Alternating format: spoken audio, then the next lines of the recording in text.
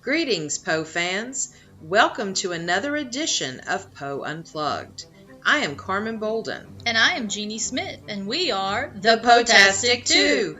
Come zoom with us into the Unbook Club dedicated to the works of Mr. Edgar Allan Recording Poe. in progress. Good evening, everyone. Welcome back to Poe Unplugged. And we are going to discuss Poe's short story, Morella. Morella. And as I reread this afternoon, I remembered how much I have always liked this story. And so, Me too. who would like to start? Not it. Da-da-da. Well, I feel like I know I talk way too much, but I absolutely love the story. So it's been a while since I read it, and it's still so good. Like it's so intriguing. It's like, what is she? I kind of always viewed Morella as like a witch, like it's witchcraft to me. He uses the terminology spell at one point. That's maybe just me kind of like, I don't know, I just love witches. So to me, I kind of see her as this interesting character where like he was saying and being like he was fated to be in love with her, but he never really like loved her. It was like one of those things where you like you're someone's in your life and you can't live without them, but you don't necessarily love them. It's like this attachment, where he what's the word? Like he just needed to have her in her life. And that the little bit of Yes. interest he had in her turns into this like soul sucking hate. And I love at the end, she's like the whole time is like she's almost researching like reincarnation. And I feel like she almost like curses him at the end because she knew he never really loved her when he does. And you might also love real quick, so you guys know, right? He Poe's a poet. This story to me, and even when he brings in the cypress at the end, has such a poetic vibe to it. Yeah. Out of all the stories, so it's total poetic vibe. Love it. It kind of reminds me of like Silence, the Fable story, where it has like a prose poetry. Absolutely love it. So I'll just say that for now and let somebody else go. So I'm sorry. Is a loveless marriage an unusual thing? Yeah. Right? He got roped into it. He got roped into it somehow. Oh, Back in well, those days, it wasn't. I mean, it was Okay. standard. I was Loveless going to marriage. say this doesn't strike me as unusual at all. yeah, Exactly. I agree with Jeannie with the back then that, a lot of marriages were even still arranged then. So I wrote down some things that just I pulled out as I was reading.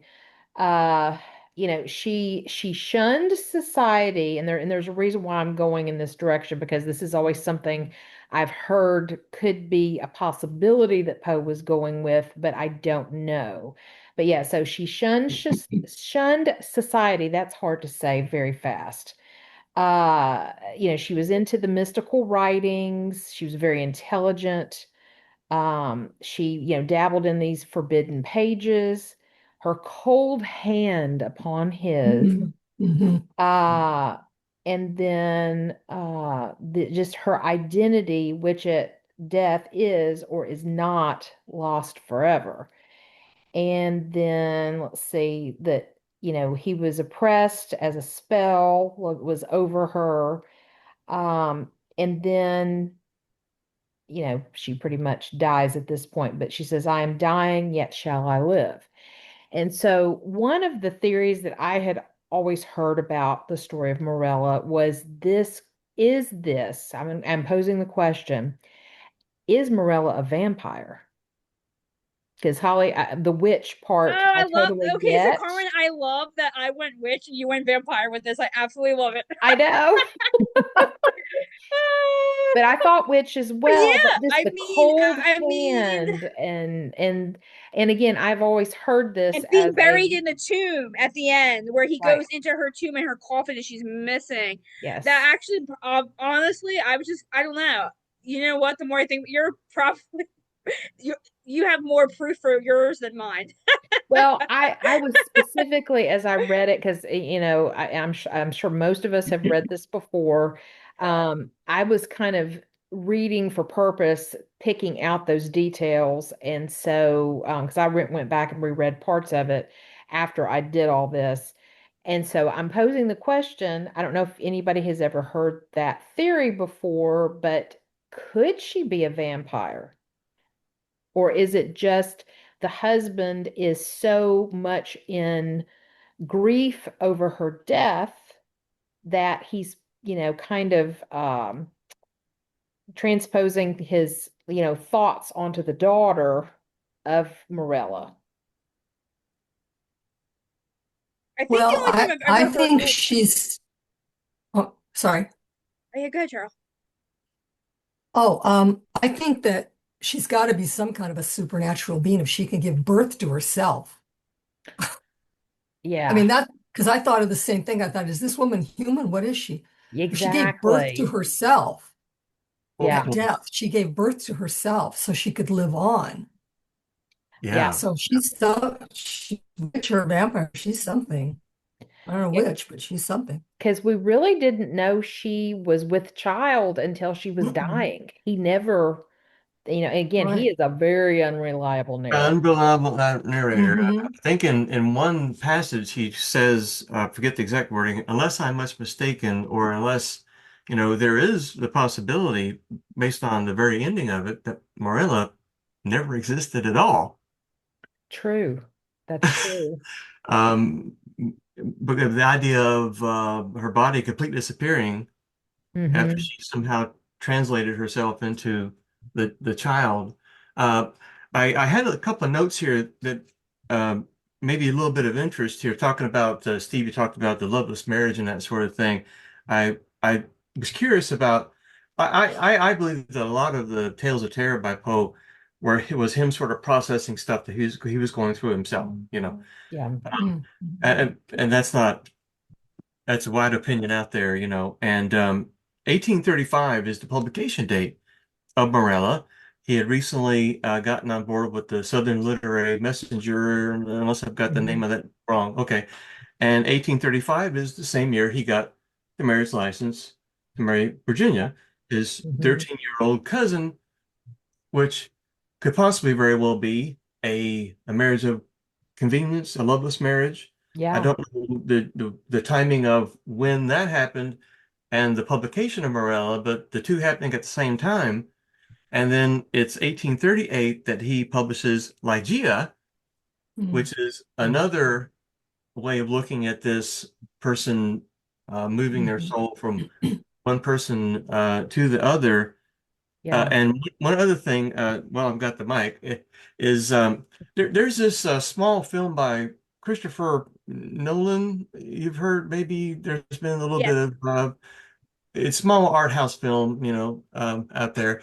But it got me curious about the Odyssey again, and I pulled out my hardcover, translated by Samuel Butler, published around the turn of the last century. Mm-hmm. And I was curious about the translators, see what his approach was, because the approach of the translators is a big deal.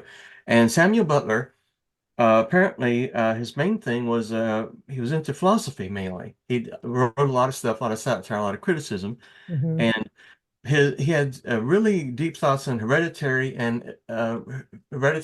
stuff and evolution. And he felt, and I have a little quote here from him about well, this is from Wikipedia, his page. Butler argued that each organism was not, in fact, distinct from its parents. Instead, he asserted that each being was merely an extension of its parents at a later stage of evolution. Birth, he once quipped, has been made too much of. And that was just a few days before I read Morella for this, and I was like, and his further thoughts on it was that a parent is really trying to make a new one of itself. And the parent is trying to pass on its values and everything to the children, basically trying to make itself again. And the child evolves a little bit further than the parent does, and so on and so forth. And I thought that was very interesting because Morella obviously has passed on her consciousness to the child as the Yeah. story goes and through her intense study and her will of it. And I thought that was an interesting way to think about that because other people have thought about is a child really distinct from the parent? And what if you take it to the extreme, like we see in this story here? That is a very interesting thought process on It that. is. Micah says, Doc, I'm married to a but a vampire. child, but Oh, go ahead. Cheryl, go ahead. And I can read this in a second. I just want to say that, but a child is the product of two parents. But in Morella, I don't think the narrator ever seemed to find anything of himself. There was no indication there was anything of him in this daughter, quote Yeah. unquote daughter. Well, that's Mhm. another point, because if he was already detesting her and wanted her to die, then why did they consummate? When he Exactly. was really just waiting for her to pine away and die months later, and suddenly she gives birth right there, and there's Well, nothing I had a about that she's question about pregnant. that. Yeah. Yeah, I had a question about that because at the beginning of the story, it seemed like it was like a sexless marriage. Mm-hmm. There was some comment about that like, he was holding her up so high that that would not happen. And then at the end when she died, or near the end when she dies, he says, our daughter. So that left a big question mark. Well, what's the truth here? Hmm. Is that his daughter or not? I didn't know, but Mm-hmm. I don't know. Uh, That was the strange part for me. I think Gregory, you Yeah. make a really excellent point about was she even in his head, right? Because I love that because he was talking about how everything she did became his own. Her studies became his studies. Her thoughts became his thoughts. So hmm it really does allude to the fact that she may not really be there. They were his interests, Mm-hmm. his preoccupation. So yeah, that's that. I've never thought of it like that. I'll have to go back and reread that and Explains the look empty for more tomb at clues. least, and a couple Yeah. other, like the birth, the Immaculate Conception somehow immediately And Mhm. not after only that, I dies. mean, yeah, so Yeah. either there's like one of two things happening. Either she's not really there or she's supernatural. Like, not only is this child exactly like her mother, but she's Mhm. growing at a rapid speed. Unless Yeah. this is a Twilight movie, like I mean, she's growing like she's like almost, you know what I mean? It's like he makes it seem like only like a couple days or weeks have passed and she's almost an adult. Hmm. Yeah. So again, so it's either something really supernatural And or what's she's going on? not there. Mm-hmm. Well, and that alludes kind of to the fact of the idea of the vampire situation, Yeah. Mm-hmm. Yeah, what's funny, for Carmen, sure. you had said, has anyone ever heard about this? I've heard about it from you. And then after you said it, I remembered you talking about it before. So I was like, yeah. I can't believe I forgot about that once we were reading it. Well, and one other thing I'm going to throw out, and I don't remember Ligeia if the narrator in Ligeia says this or not, and I don't think they do. But like Berenice came before Morella, same year published, and I'm heavy into that story right now because of my third book I'm working on, and so I have the thing almost memorized.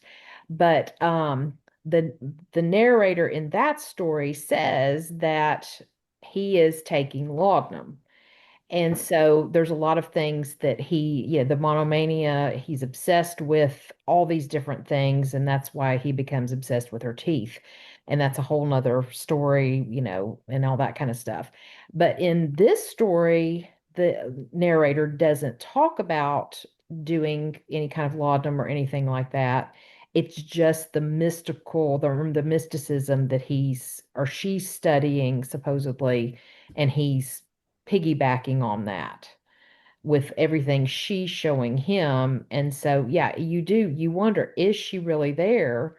Or, yeah, there's a whole lot of different theories on this story of who is she? Yeah, and the hate he feels towards her. I mean, it sounds like he's wasting his life away, like self-loathing.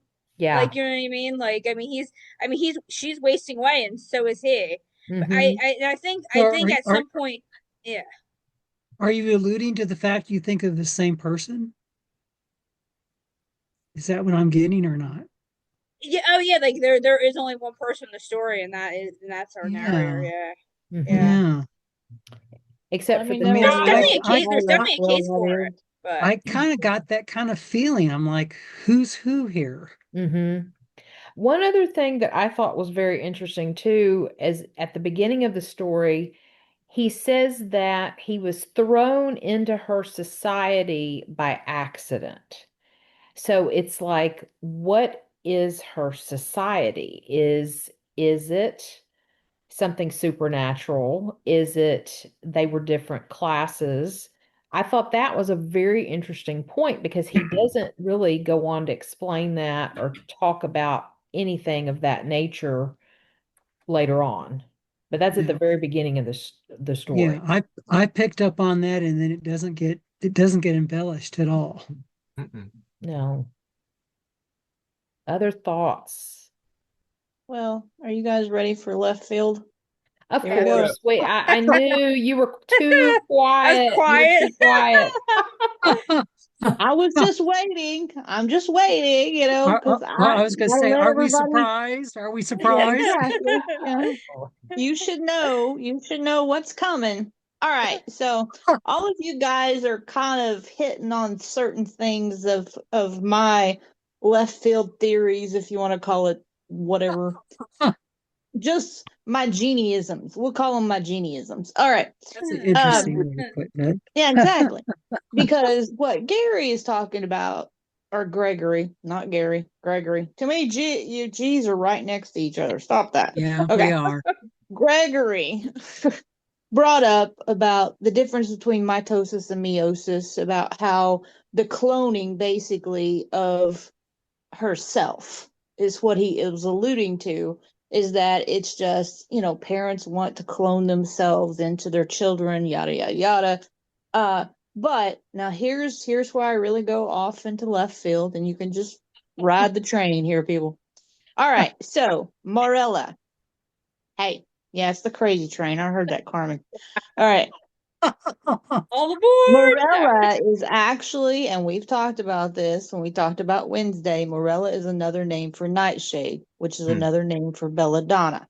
Mm-hmm. So, Okay. going off on what Gregory opened the door for, and every other thing that we've talked about and everything, I don't think, well, here's what I think. Belladonna was used in those days for different things. It was a psychotropic, it was medicinal, it was for cosmetics, and it was for death. Yeah. It had so many different avenues to be used for. And I think that this is what this story is surrounding itself with.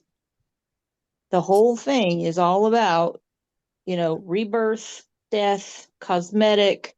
It is all about, growth and using something, like with a plant. Now, a plant is like the perfect pollination of redoing itself all over again.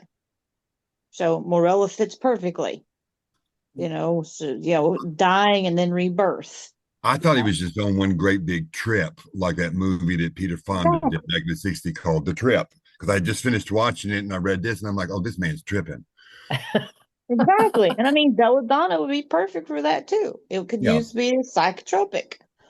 So, and I think the name of the story itself has something to do with the story. And that's what it was for me. Because yes, there were so many different things that he alluded to with supernatural, which also could be laid out to be psychotropic. Yeah. And the whole death scene because the belladonna could kill. So, and then where at the end, the rebirth, coming back. So replanting itself and regrowing. So that to me is what the major thing with this story I take away from is the name for the first thing tells part of the story, in my opinion. So I told you it was out of left field, people. There you go. But Well, Yeah, that's that's good. that's a really good point, Jeannie. I mean, because the things that he talks about and some things he doesn't answer, it sounds like he is tripping, as Keith said.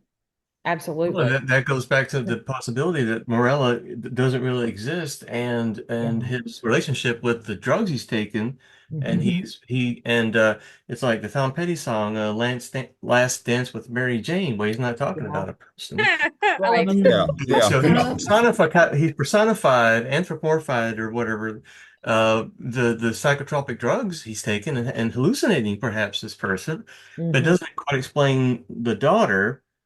But then Jeanie, the daughter, he doesn't name the daughter until years later. We don't know how many years later. And then as soon as he names the daughter Morella, then she goes away. So so it's yeah, but that is a really good thing that Morella. Yeah, I when I looked up, I noticed that too. Morella, a name coming from Nightshade and Belladonna and stuff like that. It's like, now what is the connection there? Yeah. Yeah. Uh, Well, wow. it also would make sense talking about the daughter growing rapidly in size and body and, and all of that, where it's like this makes no sense, especially in post time. This sounds like we're getting into science fiction, which he did write in, but it just was very odd to me. And then he even makes the comment, he says something like, if I can read my own handwriting, by my own hands, I put her in the tomb, talking about the daughter. And then he also mentions hemlock. And so then you wonder, okay, has he, if Morella exists, the daughter exists, did he poison both of them? At one point, right before she goes into labor and dies, he mentions that she has a crimson spot coming out on the cheek and the blue veins on the pale forehead. And I mean, it can be a flush tied with tuberculosis. It could just be rosacea or something like that. I looked all these things up. During Victorian times, that really heavy flushing they associated with, they called it St. Elmo's fire. And so again, it were those things he was going through as he was tripping. Well, and remember, nightshade is also a cosmetic. So True. the hemlock could also be used as his way of killing the nightshade and Mm-hmm. trying to get rid of it. And Yeah. then the daughter being born is like replanting it in his own mind since he doesn't actually name the child until later. And then Mm-hmm. when he like Gregory said, once he names her, she disappears. Yeah. So it's like it's done, it's over, and he finally got it out of his system, got it out of his mind. The nightshade's truly gone, that kind of thing. So it could just be one of those things. So you never know. But the hemlock, I think, is really interesting that he's adding that in as like another plant type of thing. And Yeah. especially in these times, this is before penicillin, this is before everything. They were only using like laudanum and those opioid, opium and those kinds of things as hard painkillers. So they were trying to use all these other medicinal herbs and stuff, and it was kind of like a trial and error, like peyote. Yeah. Using peyote is to try to kill pain when you're having problems or things like that, and alcohol and all that kind of stuff. So it just, it seemed to me that this story was all about um, a fascination in his own mind of creation and trying to kill certain urges, I guess is a word I can Yeah. think of. So, I mean, that would just, I don't know if it's because of Carmen doing all her flower things that's got me stuck on So, flowers. so when the first Morella dies, Yeah. with that the narrator has kicked the habit, Yes. and Morella and her last dying words to him is that you will love me now.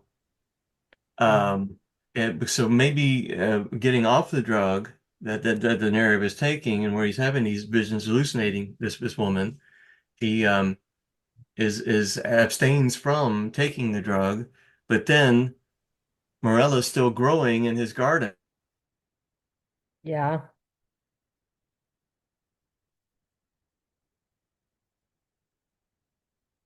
Went into their home for a christening. he didn't take her to a church or anywhere, but wants the parson to come to their place. That seemed very odd. And it may again have this whole thing about where he's, this is what he's fantasizing. And so if the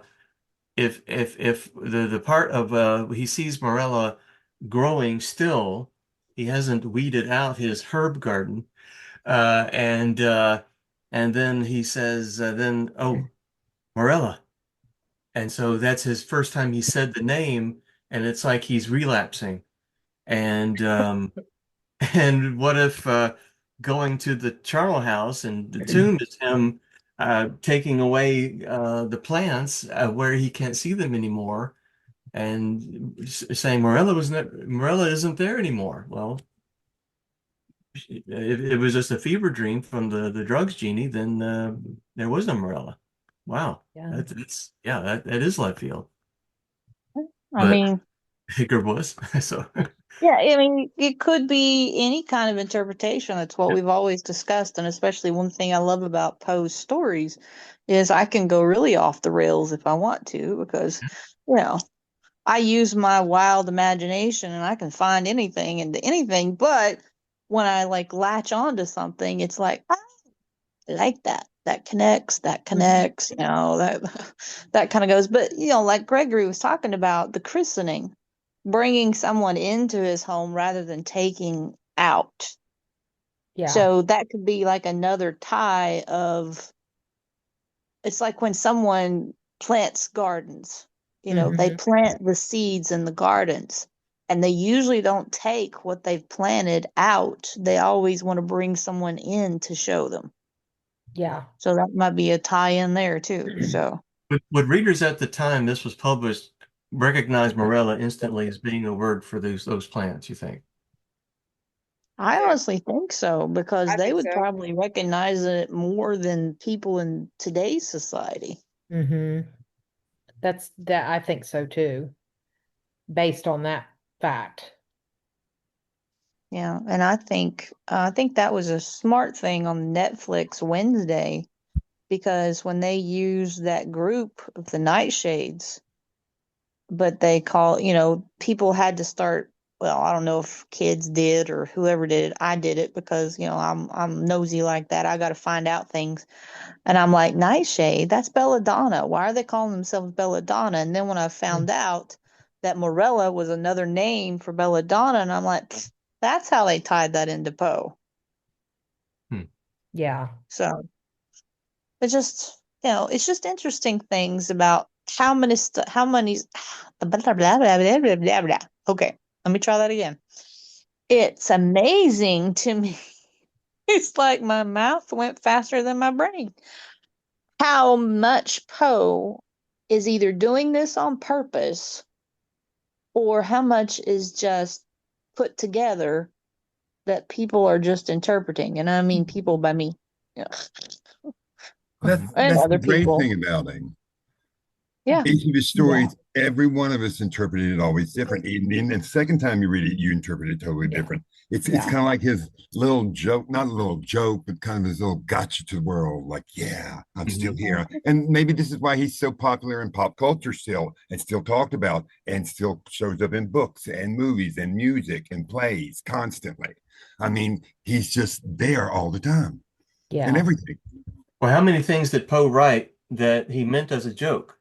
He meant the facts in the case of M. Valdemar. He wrote purposely as a style in order to be like a prank, and he had people contacting him, psychics and hypnotists coming to him say, "Oh, please give me more information about this case you've heard of that you were a part of, because we want to find out more about this." They were taking it seriously.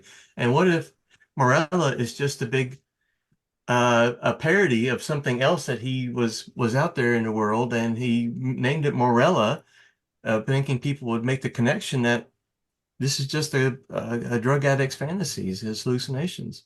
Yeah. I mean, Yes, you're it's right, certainly Gregory. possible. I guess I always start from the Occam's razor approach, which is maybe it's just a much simpler explanation. I just go back to is this really just a case, as he presents it from the kind of get-go, of he's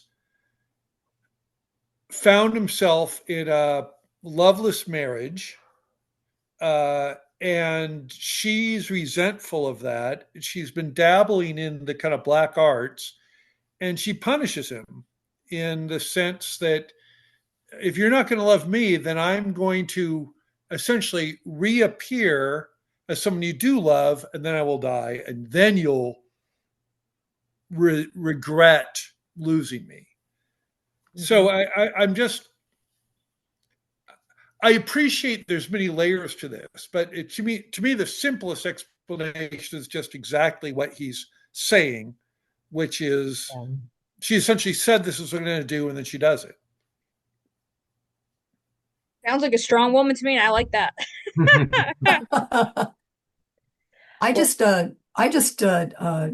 Googled like an analysis of this work, and what it says here, which is really kind of fascinating, is it says Poe explores the idea of what happens to identity after death, suggesting that if identity survives death, it could exist outside the human body and return to new bodies. Like reincarnation. Yeah, I think that's really, really fascinating. And then also just on back to Holly's original point about vampirism and all that. Mm-hmm.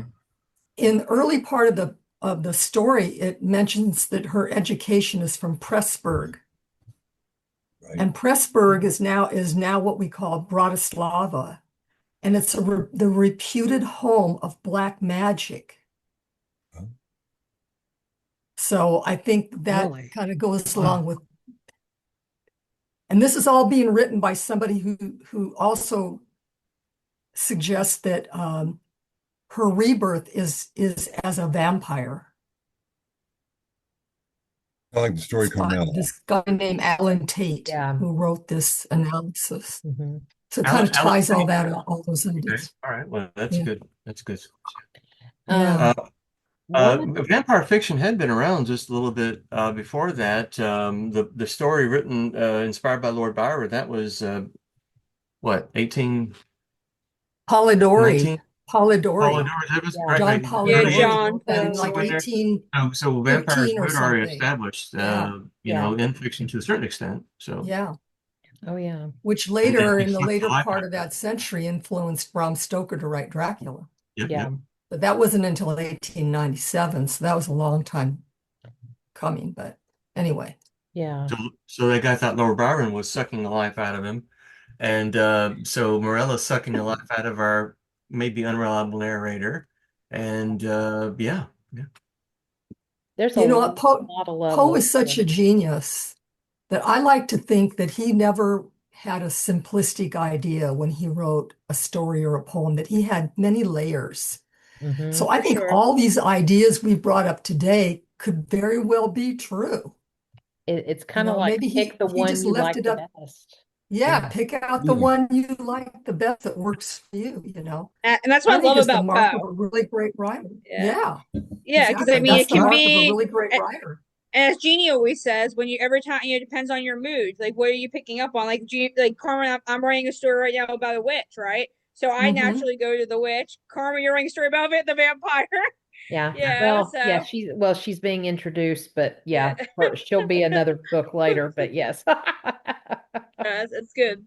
Yeah, I did my little book of poetry group here. I did a short little thing about the cut up technique to them a little while ago, and was talking about with the focus on how vague and nonsensical writings and lyrics and stuff could have more of a universal meaning, because there is no finite meaning to the stuff that's produced with this, because it is so fragmented from a text. And so when you hear like weird David Bowie or John Lennon lyrics, or even some weird lyrics from modern music, and you can't tell what Pearl Jam is saying anyway, but it becomes a personal kind of connection. And like you said, Holly, Poe is very much like that, because there is this mystery in a lot of this stuff. And it's like, well, how you feel about Morella or anything is true to you, and somebody Mhm. could see it a different way. Mhm. And I think Mhm. Poe is definitely being vague and being weird, and Morella could have been a red herring, a genie to lead you down into left field, or it could be the crux of the story. And we're just, at least people are thinking about it and still talking about it and still trying to figure it out. Yeah. Yeah. And Well, add it to your list of questions to ask Poe when he returns. yes. I think we should all have that list going, So because also, he'd probably say, my guess is he would probably say, what's it mean to you? yeah, I think so. Yeah, I can. Yeah. He also Mhm. introduced his poem Catholic Hymn in this story. Mhm. And so is he trying to show the dark versus the light of religion? And I think that he probably was. It's like, is the narrator trying to, like if you're thinking about the theory of, is he really on drugs and he's trying to stop? Is the religion pulling him out of it? Or is it just when you look at the words and everything, what was the purpose of it? I was just looking at the lines here, but because the last stanza is, now when clouds of fate overcast all my present and my past, let my future radiant shine with sweet hopes of thee and thine, which makes you think, I mean, it's like, is it, I think it's talking about an afterlife rather than a reincarnation at this point based on the Catholic religion. So it's just an interesting I thing. read somewhere that in a biography I read about Poe a while back, Mhm. that Poe, that in around 1830 there was a real anti-Catholic sentiment, probably in Europe and England as well as in the United States. But Poe was not anti-Catholic. He was not Catholic. He was raised Anglican, but he was not anti-Catholic because he had a lot of Catholic friends. Yeah. And so for him to put this Catholic almost prayer into this, Mm-hmm. it went on to say that he did that because he was trying to play to the audience that was anti-Catholic. Why? Because he wanted to sell. It was Yeah. commercial. It wasn't that he hated the religion.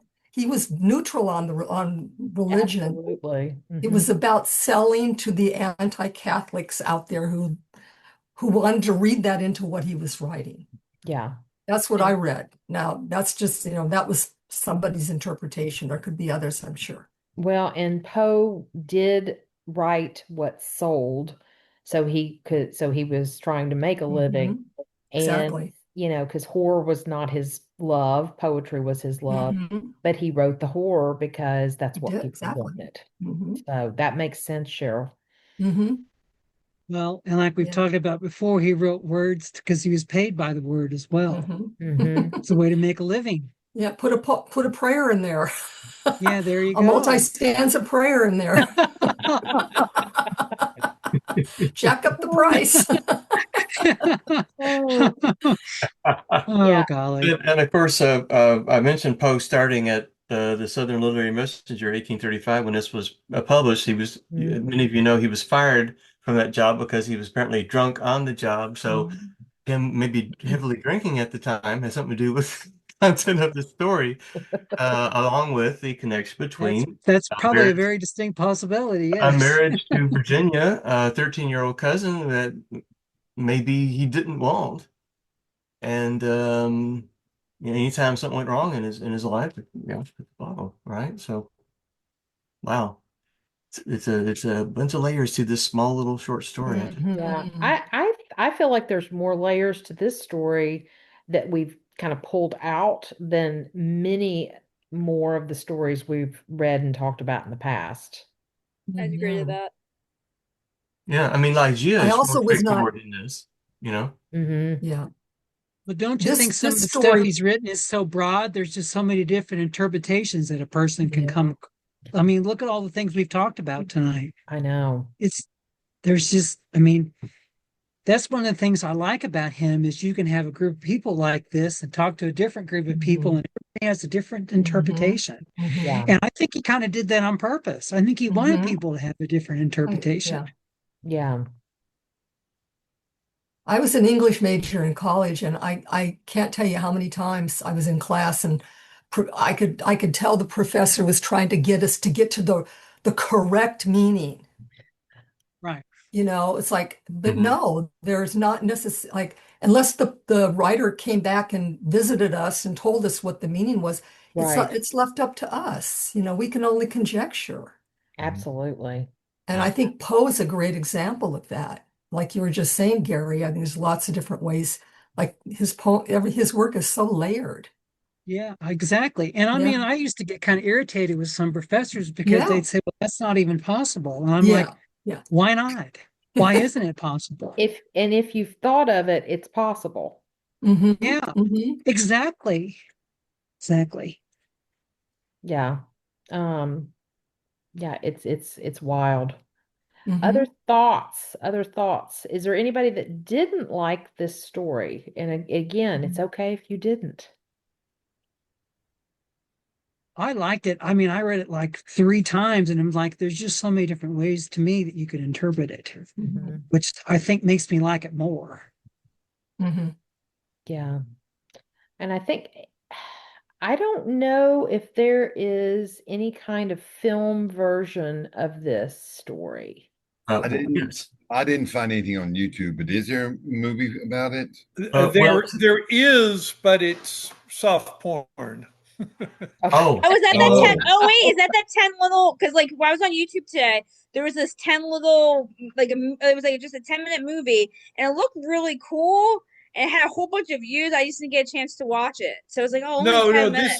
This is a full-length movie, which again, it's just a thinly veiled opportunity to have a bunch of nudity. Oh, okay. I watched it just to be able to be a good participant this evening, though. That's her research, right? Well, no, there is a film version of Morella. There is a film version of Morella. Technically, it's part of the Tales of Terror. Yeah. Where that's right. Black Cat and Valdemar. But this Morella, like a lot of these things that are adapted from Poe, it's not very faithful. It's got a lot of Lygia in it. But it is an interesting take on the tale. Tales of Terror, I think, is available. It's on YouTube. YouTube, I got it saved. Yeah, because I watched that recently. Yeah. It's also on our list to review. Also, Vincent Price audiobook recording. When he and Basil Rathbone did recordings way back when of is an excellent reading of Morella. I have it on CD. I've listened to it before. Oh yeah.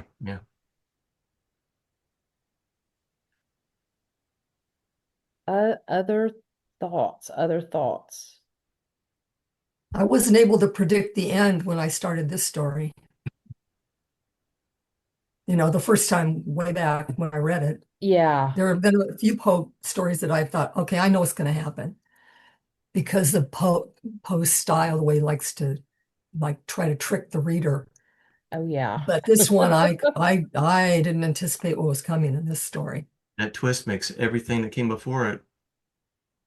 It makes you question what you just read. Yeah. Right. Yeah. And Jeanie, also be. Yeah, Jeanie, go ahead. Excuse me. No, I was going to say could also be Poe's opportunity to bastardize Romeo and Juliet. That's a good point. Because think about it. He did not like Shakespeare. Did not. And of course, he's reversed roles think here. About it. What, Keith? Go ahead. Well, he's reversed roles here, where Juliet's first to go instead of Romeo, like in the Shakespearean play. I think Romeo at first she kissed his lip and went until dead on the floor. Yeah, and I mean this. I didn't realize he didn't like Shakespeare, because I kind of enjoyed Shakespeare in school. I did too, but yeah, Poe had an aversion to Shakespeare, I think. Yeah, and there's a poem he wrote where he's, I think, making fun of Shakespeare. I can't remember which one it is. I'd have to look it up. I was doing some research on something the other day and that popped up. But yeah, Jeannie, we've reviewed Tales of Terror 1962 back in December of 2025. Yeah, I thought we had.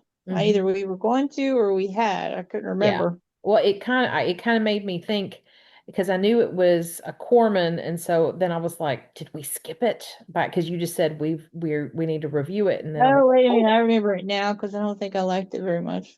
Did we do the Palace of Terror? The what?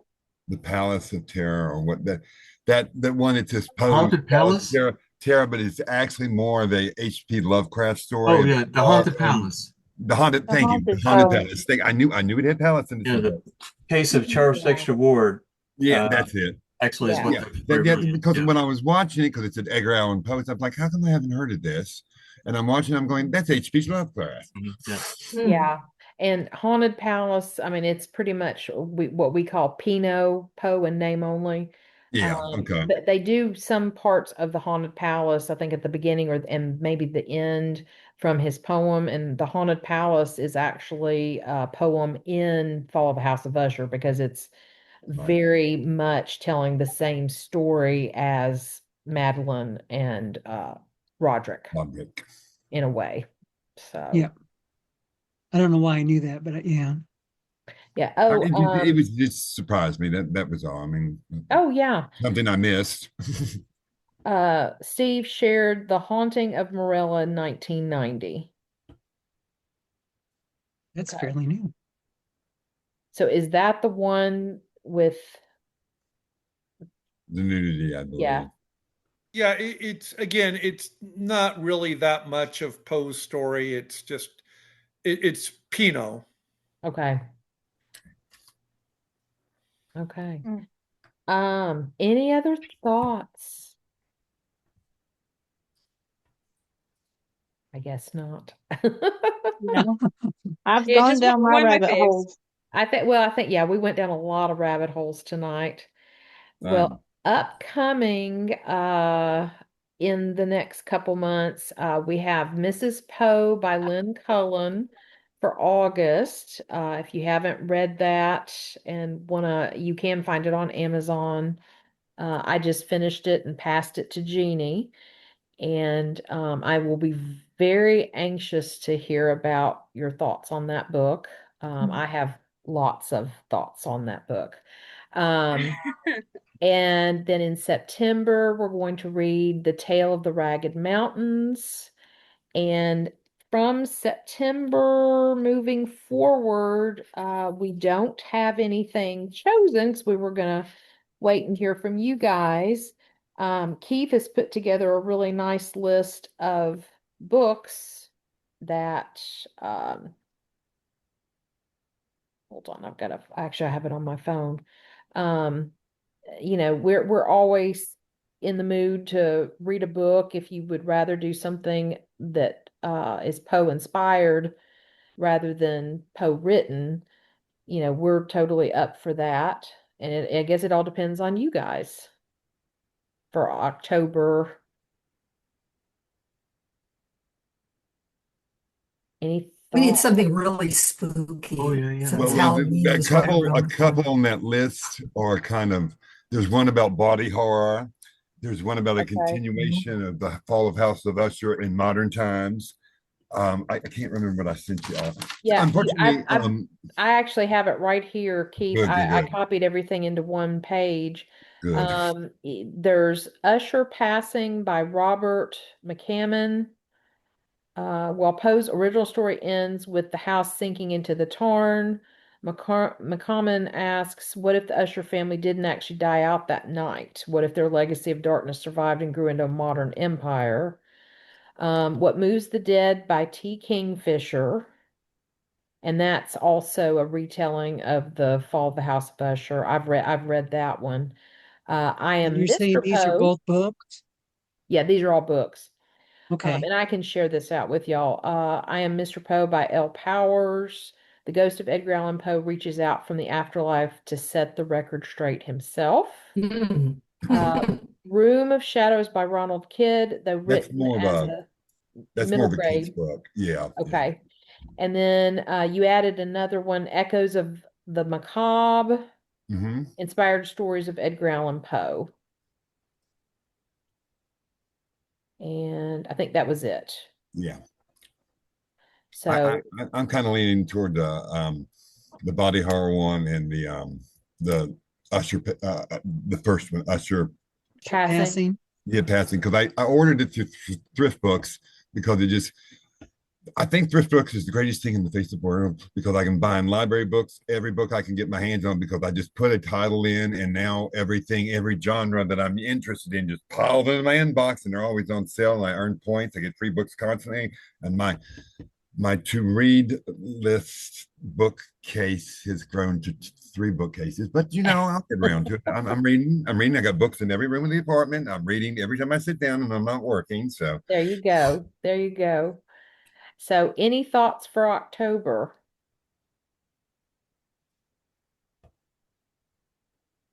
Eeny, meeny, miny, mo. Yeah, I mean, It would be fun, Carmen. You should get like a little Poe cup or something. Put every single thing he's ever written, every single Poe book, every inspired book, into a little thing and do a drawing each week or whatever. That would You know be what I mean? fun. yeah, it would be fun. Yeah. Actually, I tell you what, we could even do one up with technology. There are randomizers, and Oh, yeah, I've seen those. Yeah, so I tell you what, so next month we'll do a randomizer and pick something for October. How does that sound? I like that. I like that. Because we've still got some time. I just like to throw those ideas out there just because we always like to stay a couple months ahead of time. So especially if we're doing books. Yes, I'm curious going into November. I'm curious, what would we still have it the last Tuesday because that's 2 days before Thanksgiving. What did we do last year? We have it the week before? Or how I thought we did the week before. I think we did. Okay. So yeah, August is August 25th. September's is the 29th. October is going to be October 27th, which is actually National Black Cat Day. November, yeah, the 24th would be 2 days before Thanksgiving, so we would do that on the 17th. Okay. Yeah. So Cheryl, thanks for bringing that up. And then December, I think the 29th would be okay because even though that's a few days before New Year's, a few days before Christmas would not be good. So right. Yeah, so December 29th. Before November, maybe we do some Words of the Mummy because it's such a turkey. Steve. Steve. Don't make me beat you with a drumstick. That's all I gotta say. I like that. If I could send you a turkey through the mail, I would. I'm just saying. Well, we may have to tar and feather you. Yep. I'm shaking my head, Steve. I'm shaking my head. I can mummify a turkey for you. That's what I can do. Oh, yeah. But selling stories, people. They had Mummy Mania back then, so he's selling a story. I read that for Doomsday. Remember, Carmen? Yes, you did. I had a lot of fun reading it. But it's like, oh, this is Jeanie has her. I don't even know what. Yeah, I was gonna not try for a word on version, that. I don't know what else you'd call it. Just, ugh. Yeah, I'm sorry, Gregory. I have to admit, I didn't hear that one. Sorry. Well, it is a straight up comedy because if you don't understand, if there's any doubt about what Poe was up to in that story, in the first opening part of it, the mummy kicks a guy out a window and the guy comes running back up the stairs unhurt. So at that point, you know that this is not a serious story. It's a satire. Absolutely. So you have to ride with it and just laugh along. Yeah. Well, it doesn't help me because even reading it, I still hated it. Doing. I broke out in hives. That bad. I mean, I do have satire, but I don't know. I don't know if I was a mummy in a past life or something. I don't know what happened. You never know. Steve, what were you going to say? I do have two quick Poe-related items for August. Okay. One is this Sunday, Poe Baltimore is doing a live live stream on Facebook about Poe, the Poe Fest, and they will also be announcing the SVA nominees. And Chad the Bird apparently is going to be making these announcements. So yes, it's an interesting decision this year, but I thought I'd just mention that if you didn't already get the email. That's this Sunday, August 2nd at 7 o'clock Eastern time. Yeah. And then for those of you in the West, near the end of August, there is a live Poe musical in Los Angeles that imagines that Poe holds a dinner party, a murder mystery dinner party for a bunch of authors, including like H.G. Wells and Ernest Hemingway and Agatha Christie and a whole bunch of others. It was done as a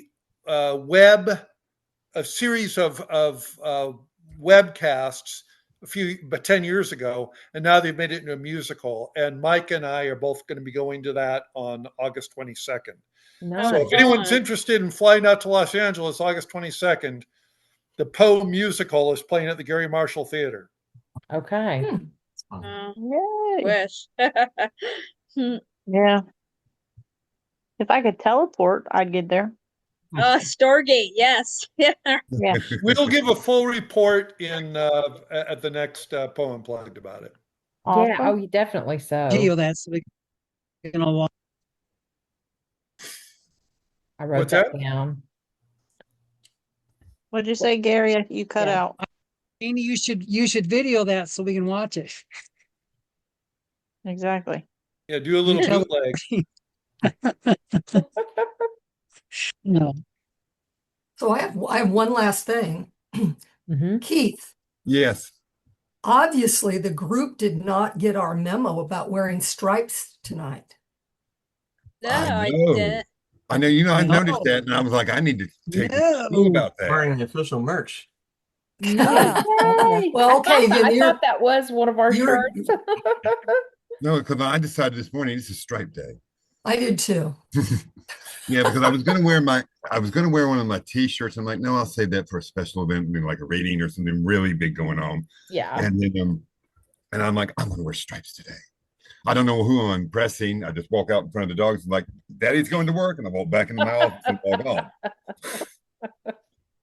I don't think I own anything with stripes. I have black and white stripes. That's good. I have something striped. Yeah, I know I do. I don't. Yeah, and I was going to say, Cheryl and Keith, the stripe coloring is very similar. Very similar, yes. They're twinsing it. Yeah. I like those colors together. Lots of colors. I Lots don't of know if rainbow. I have anything striped. That's an interesting thing to think about. I just, I just see it, I like it, I buy it. Just an observation. It was at a secondhand store, a consignment shop. Sister dragged me in. She was in town. Oh, let me share good news. My niece, Amy's oldest, my twin, graduated from Tennessee. I don't know what the name of it is. It's not the orange and blue one, but Tennessee State University. She graduated from the architectural school. Okay. One of the six with honors. Yay. She had an interview in Washington, D.C. and got her first job. She's going to be living outside the city, but taking the train in. That's nice. Congratulations. Yeah, she's going to leave her car in Signal Mountain. Very nice. Tennessee, where Amy lives. And her brother Sullivan's at the same college that he got a lacrosse scholarship on. So he's got 3 more years because she's 3 years older than him. Okay. That's awesome. Congrats. Yeah, I got a little postcard from her, and then I got a little note on my computer from her, and of course, I had to give her the uncle speech, like keep your roots grounded and da da da da da da da. And she started laughing and she's like, "You remember that from Grandpa, don't you?" I said, "Yeah, I just had to save it for you." Oh. Got to pass on the roots. Yep. Yeah. Gotta keep it grounded. All right. Well, I think we have talked about all the things and the future things. Yep. And so I guess on that note, we are Poe out. Bye, everybody. Bye, everybody. See you Have a next good month. See you next month. I'm waving, but you can't see it. Steve. Bye bye. Good luck, Steve, on Saturday. Thank you. Thank you. Bye, guys. Bye. Thank you. Bye, baby.